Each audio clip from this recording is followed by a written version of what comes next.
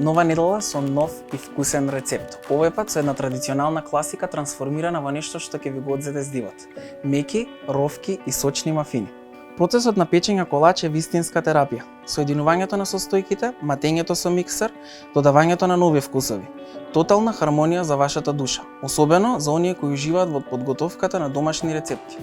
Овој рецепт е доказ дека изворедните вкусови се создадени со свежи и едноставни состојки. Не е потребно да поминувате часови во кујната за да подготвите нешто што ќе ги разбуди спомените од минатото. За да го подготвите овој рецепт ќе ви бидат потребни околу 20 минути, па ајде да започнеме. Најпрво во длабок сад потребно е да ги искршите и изматите јајцата со шеќерот и ванилата.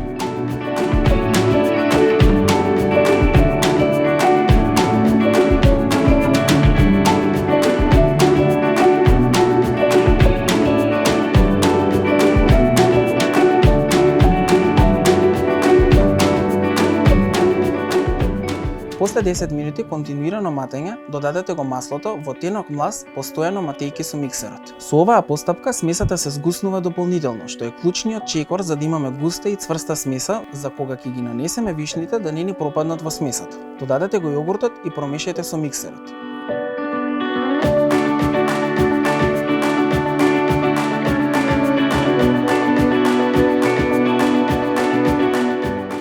Во сад настрана промешајте ги сувите состојки заедно, односно брашното и прашокот за печиво.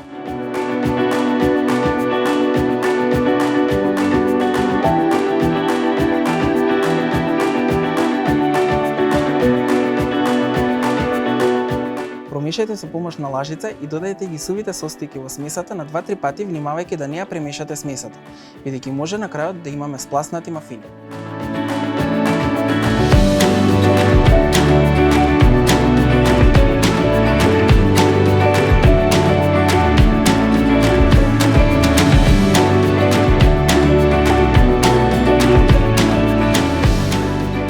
Добро премачкајте го калапот за мафини и со помош на алатка за сладолед нанесете од смесата. На овој начин ќе имате мафини со идентична големина. Наполнете го секој калап со околу 3/4 од вкупната површина, оставајќи малку простор за да нараснат при печењето.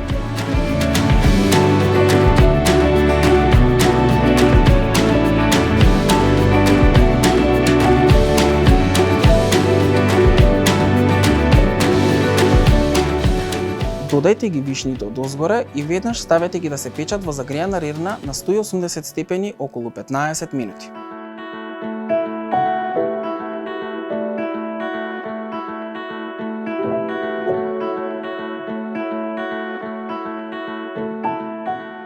Кога ќе бидат готови, оставете ги 3 минути на работната површина за да стивнат, а потоа нежно извадете ги од калапите и сервирајте.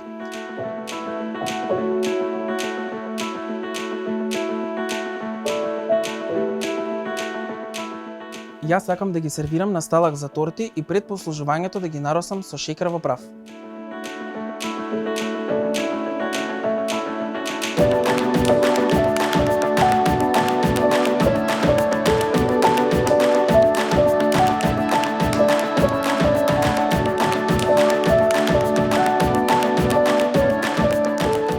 Ако немате вишни, можете да го направите овој рецепт со било кое друго овошје, како на пример капини, малини, банана или пак јагоди.